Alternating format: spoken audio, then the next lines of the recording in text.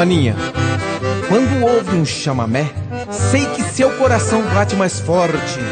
A saudade aperta, porque ele vem na lembrança aquele que amou e foi companheira numa longa e feliz união.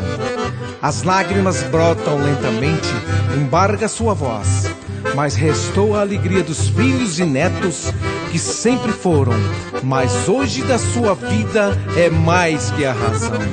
É você que, apesar de tudo, alegra nosso recanto.